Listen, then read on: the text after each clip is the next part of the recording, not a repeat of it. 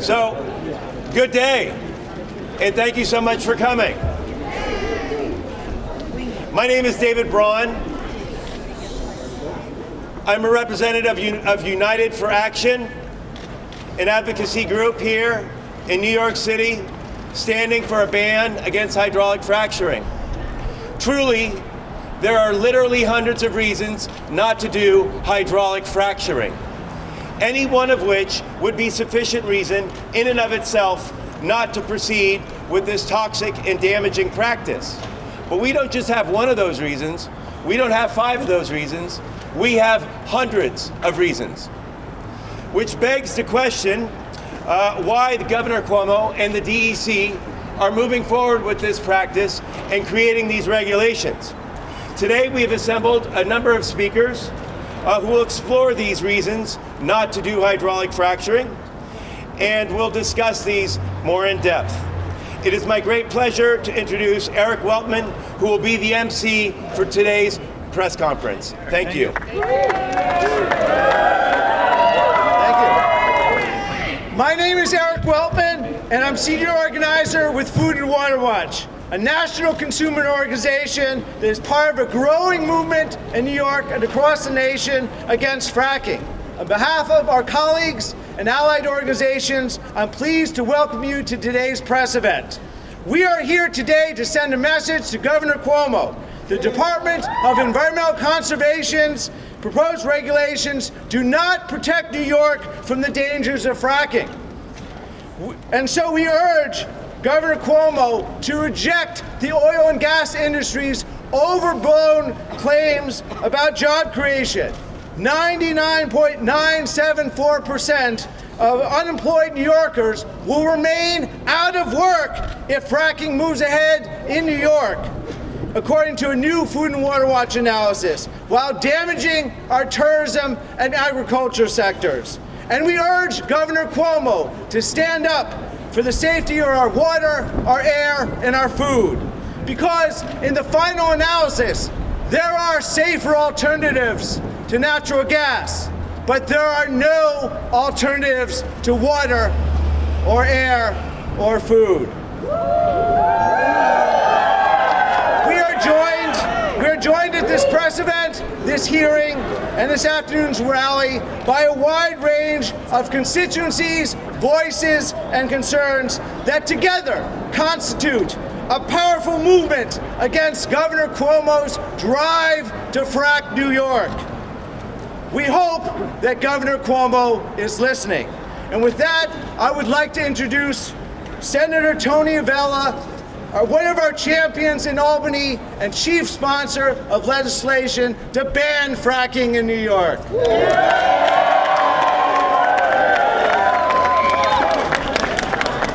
There's an old saying, those who fail to learn the lessons of the past are doomed to repeat it.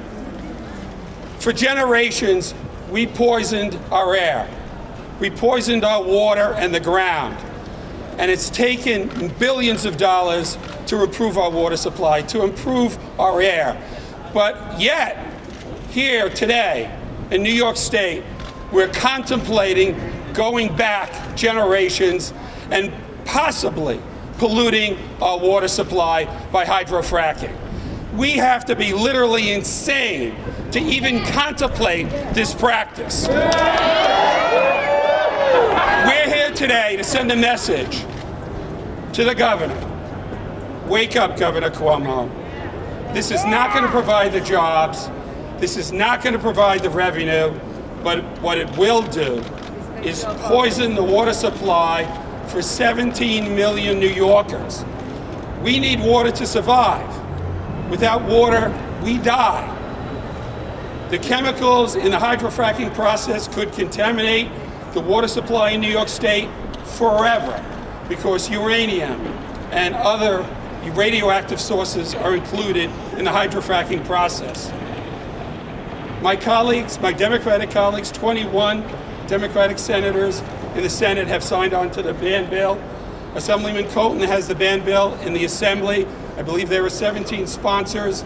Some of my colleagues are here who have signed on to the ban legislation. We're not going to let this happen. This fight is only beginning. No fracking way! No fracking way!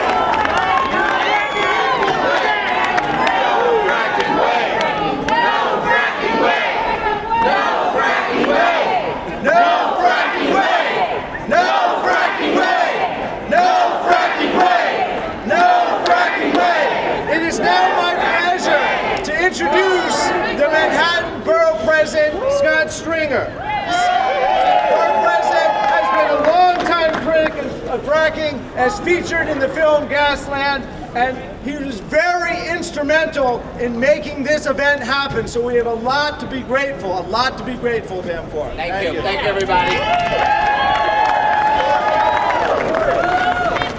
First of all, to Josh Fox and Deborah Winger about Gasland, that movie showed exactly what the dangers of fracking is all about. And when they do Gasland 2, the story is going to be about how people around the state of New York came together in coalition and fought back against the oil companies and the gas companies and the people who want to poison our water. That movie's going to show that we won, and it starts today at this hearing. Don't you agree? The reason that we oppose fracking is because it's proven to be unsafe. The reason we oppose fracking is because if we get this wrong, we will end up costing cities like New York billions of dollars and upstate communities billions of dollars in pollution that will end up hurting the generations of New Yorkers yet to come to this state and the people who live here today. We have got to send a strong signal at this hearing that we have to be smart about this. We have to think about what other countries are doing by holding back on fracking and not trying to grab profits, because science proves that this is not safe. All you have to do is look at what's happening around the country. Houses exploding, streams polluted, people getting injured.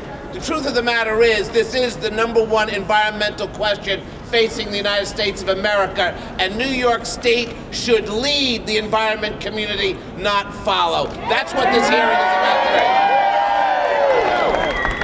I am amazed that the state of Israel, with no natural resources, when they discovered they had large deposits of natural gas, you would have thought that that country would have rushed to extract that gas because of their geopolitical issues with their neighbors. The state of Israel said, we are not going to go after that gas today. The Israeli consulate said to me, when I asked, why would you not take that gas? Why would you not extract that gas? He looked at me and he said, you know what? It's not safe. He looked at me and said, it's not safe. We're not crazy. It's not safe. So I just want to say, if it's not safe for Israel, and they're right, why is it safe for New York State? Why is it safe for upstate? Why is it safe for downstate? It's not safe. So today's hearing is about smart testimony. Let's talk about buffer zones that are not adequate. Let's talk about DE staff that can no way regulate this. Let's talk about all of the different protocols that will prove without a shadow of a doubt that fracking will create more dangerous environmental problems than we are prepared for. I urge our state, I urge our elected officials to follow the lead of a very popular movement, an extraordinary coalition of upstaters and downstaters, people from all walks of life who have come together and said, ban fracking, it's not safe, it's not environmental. We must win this environmental struggle. I'm proud to be here with all of you. Thank you very much.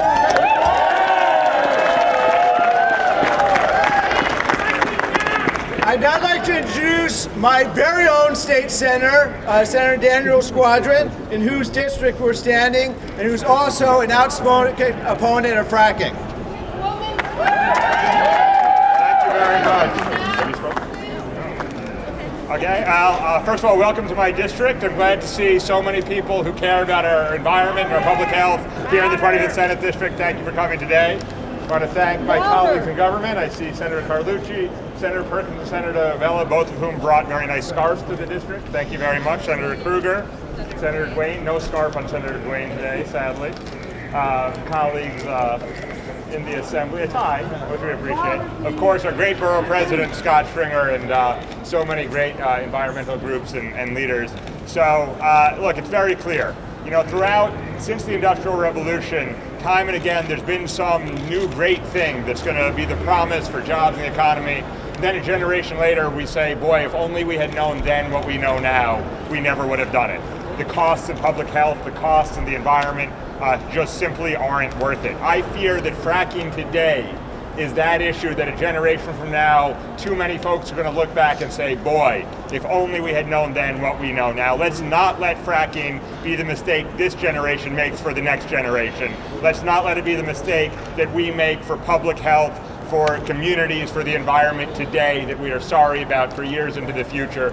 We've got a lot of time to study this and to figure this out. The natural gas has been there for a while. I think it's going to stay there for a while. Let's be careful, let's be safe, let's ban fracking in New York State now. I thank all my colleagues.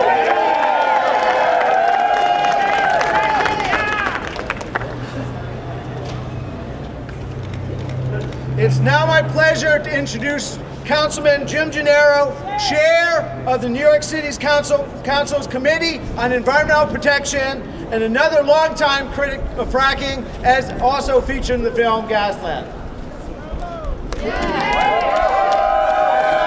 Thank you, Eric, and I thank all of you for being here. For the last 3.5 years, I've spoken as a geologist to try to make the scientific case why this doesn't work and why it can't work.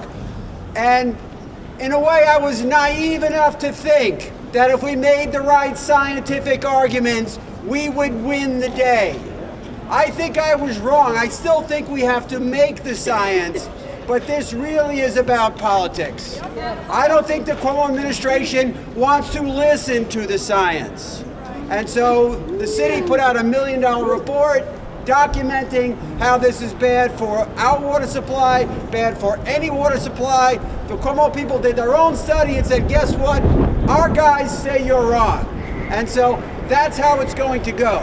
So I still think we do have to proceed along the scientific track, and I can spend here for the next hour talking about the microseismic and this and that or whatever. I won't bore you.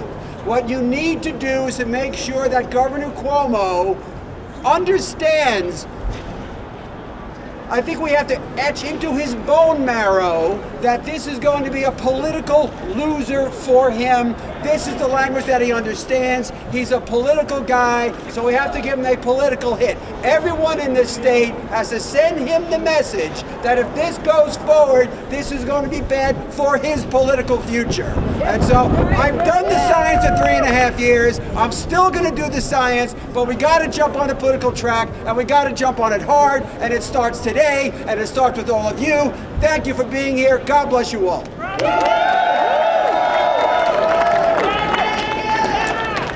It's now my pleasure to introduce Senator Liz Kruger, another outspoken opponent of fracking. I'll be quick. You know, there is so much science. There are so many facts.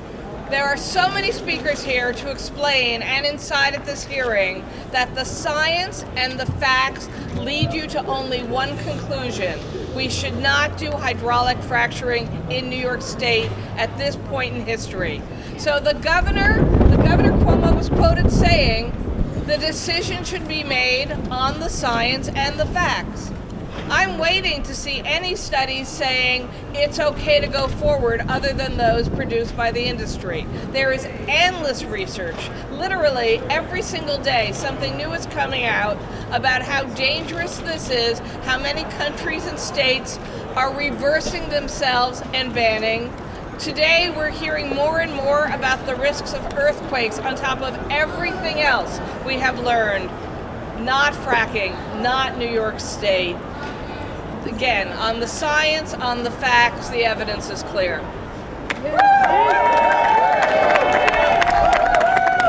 Hi, I'm Julia Walsh, the co-founder of Frack Action. Julia! In the summer first state in the country and the first place in the world to have a moratorium on hydraulic fracturing. And it was because of frack action and the numerous grassroots groups and everyday citizens who lobbied the state legislature, who educated themselves, and who made it a point to get up to Albany and make sure that that moratorium passed. There's one individual who we couldn't have done that without. Our friend Mark Ruffalo is an actor and soon to be the Incredible Hulk. He's the founder of a new group, waterdefense.org. Thank you.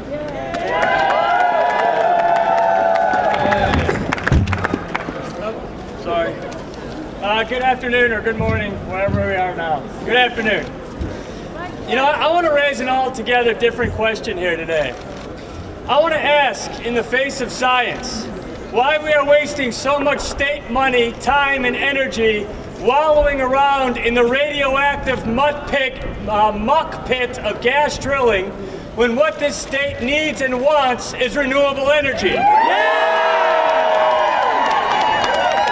Why is the state and the DEC so gung-ho on moving forward with this regressive and unimaginative plan to frack the daylights out of New York State? You say it can be done safely, but clearly it cannot. Otherwise, we wouldn't be here today. Well, you say it'll bring jobs, when the solar jobs bill for New York State will bring far more jobs than gas drilling will, that will stay in state and won't harm our communities and our water. Today, the only growth industry in the nation is renewable energy and lead standard energy efficiency. Last week, the International Agency for Energy came out with science, and they said we have 5 years to stop global warming before it's too late and it becomes unstoppable. Now, why is New York State promoting another fossil fuel extraction when climate change is real, if they do believe in science? We are seeing the greatest droughts in centuries throughout this nation and world, and yet we are willing to destroy billions of gallons of fresh water for 5 years worth of natural gas. New York State needs leadership. We need leaders with imagination and courage that are going to face our energy problems with some bold and progressive ideas and not lick spittles to the oil and gas industry lobbyists. Why are we here today debating what amounts of poison we should allow our children to ingest or inhale? Why aren't we here talking about where we're going to put our community solar farms, where we're going to put our biodigesters, where we're going to put our wind farms, where we're going to put our geothermal plants? This is the leadership that this state wants to hear from our DEC and our leaders, pitching us to promote. This is what we want our leaders pitching us to promoting us and twisting themselves and their intellects and ethics into making fracking not happen. We want to leap into the future, not plummet into the past. Tell them what you want. Governor Cuomo, we want renewable energy. We want it now.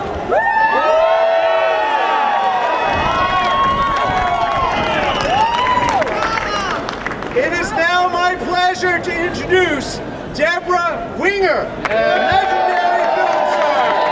legendary film star who's appeared in such films as Terms of Endearment and An Officer and a Gentleman, and is also a fervent fracking opponent. You're a fervent. I don't know if I can do anything with that. I'm not here really as an activist or even really as an environmentalist. I'm here because I spent the first half of my life portraying women who live next door to you, maybe who live inside your house. And those women came from a generation that I come from where public health was the responsibility of every citizen. We had the term public health in the late 50s and early 60s when the gas company advertised with a small blue flame that told you you could have clean burning natural gas. And that may be true even now, almost, but to get to it is filthy. So it may burn clean, but for all those years that we believed that, we're finding out now that in New York State, that cannot happen. And without a cumulative effect study that has still yet to come. So I don't use the word science because I use the word science every night with my 14-year-old son, and it doesn't get anything done. So I'm not going to use the word science here. But without knowing all the effects, we have learned nothing from all the history of the mistakes we've made environmentally. I'm not here because it's an environmental issue. I would be, but I'm here because it's a public health issue. This is for everyone. This is apolitical, although it's very political. Public health, let's get back to those two words. And I will say too that it's hard to see New York State as a whole sometimes. We're here in Manhattan and things get flashy and it's easier to move from subject to subject. But you know, we have a food shed and we have farmlands that need to be reinvigorated. They will not be reinvigorated if they're poisoned. They will not be. We will not remember our great history of dairy farms and bring them back as we're trying to do now in a very positive way. We're in Sullivan County where the employment is so low. The only way that we will get those numbers back up without these leases being given to people who are so in need is to reinvigorate the highest employers which exist up there in renewable energy, the land that we have up there that is available. Real estate will tank if we do this. Talk about a bad real estate world. You haven't seen anything. If you have frack land, you won't sell anything in New York State. So please, forget about environmentalists for just a little bit and remember that public health is a responsibility of every citizen, every woman I've portrayed and hopefully will. Thank you. Well, he's a star of Law and Order SVU, but today Linus Roach is here to protect us from another threat to our public safety. Thank you. Thank you very much. I'll keep this real simple. I just became an American citizen and I'm very proud about that. But like everybody who's standing here today, the first moment I heard about fracking and what it entails, I went into shock and outrage. It literally doesn't make any sense at all to me to put one of the basic essentials of human life, our water, at risk in any way. How could pouring millions of tons of toxic fluid into the earth and not be able to account for where all that ends up be a good idea? How could the energy industries and these big corporations be allowed to be exempted from environmental regulations like the Clean Water Act and the Clean Air Act? The word was used earlier. It's insane. It's even insane that we're having this conversation. So I just hope and I pray that common sense and reason will prevail and we will stop this insanity. Thank you. What can I say about Josh Fox except that he's the reason that many, if not most of us, are here today. It's my honor to introduce the director of Gasland, the Academy Award nominated film about fracking, Josh Fox. Let's be trendy about this. Mic check! Mic check! Mic check! Mic check! This morning, I am overwhelmed. This movement is not about a movie. It's not about politicians. It's about people. This is a people's movement. This movement is because the truth gets out. And the gas industry is lying. They can spend millions of dollars lobbying Albany, lobbying Washington, in Washington. But it won't work. We know the truth. They can't put the genie back in the bottle. Sorry. Gas industry. I have a cold. Let's keep.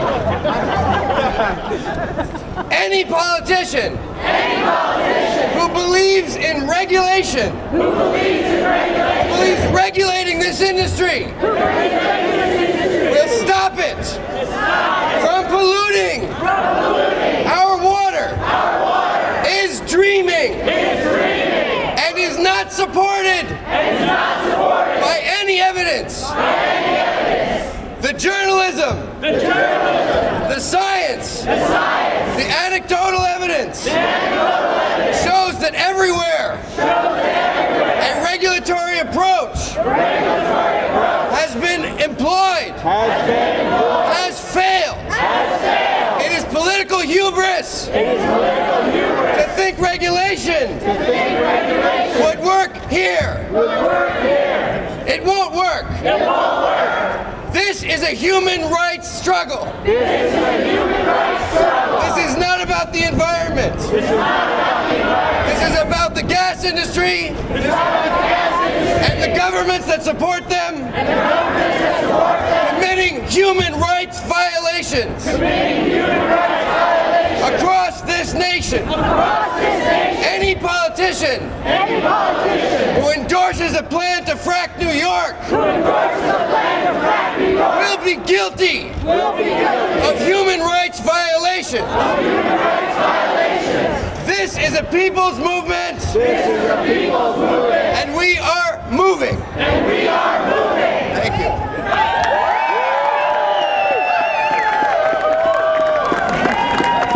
Thank you, Josh.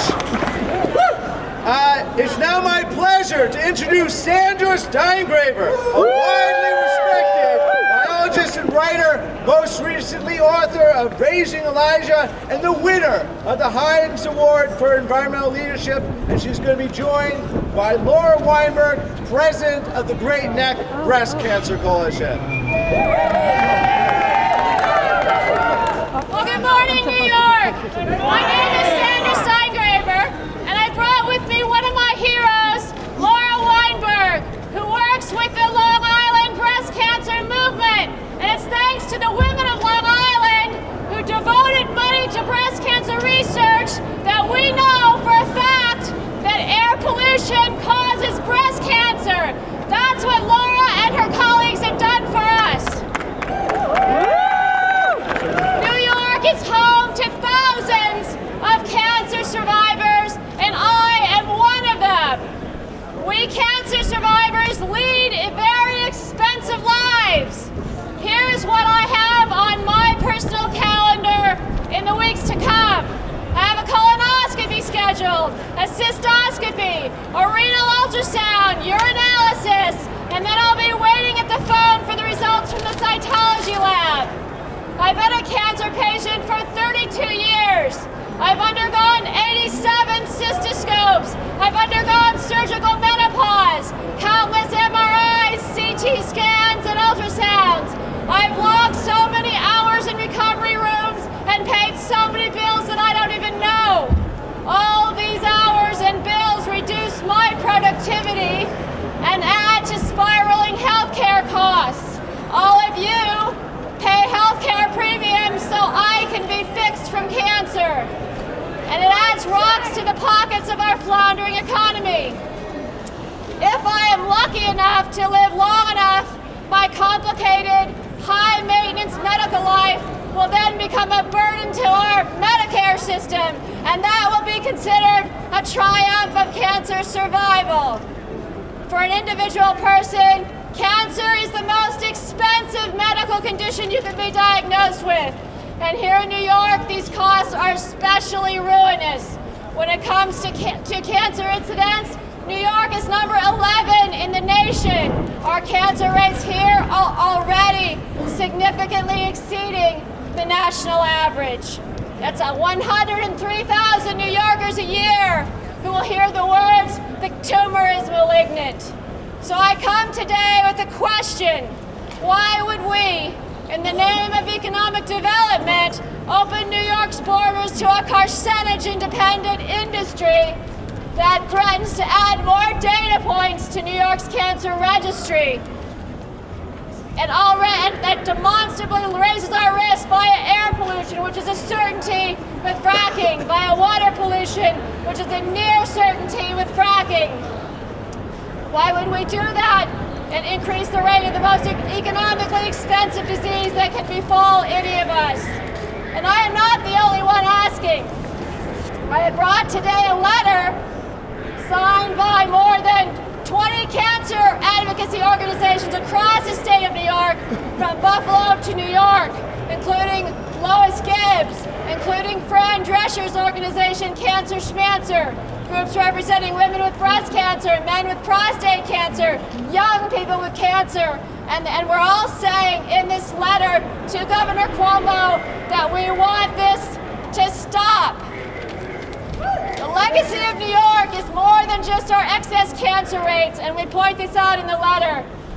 We have Love Canal, which gave us the Superfund law that protects all Americans. We're cleaning up the Hudson River from carcinogenic PCBs.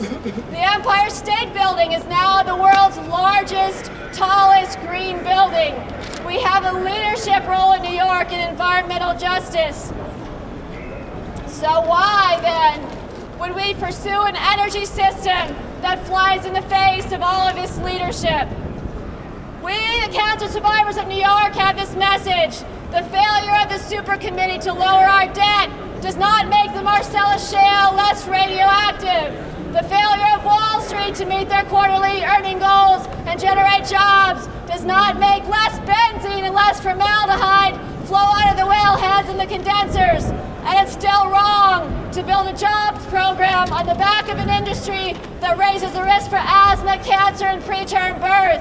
It's still wrong to kill people. It makes no economic sense to make us sick.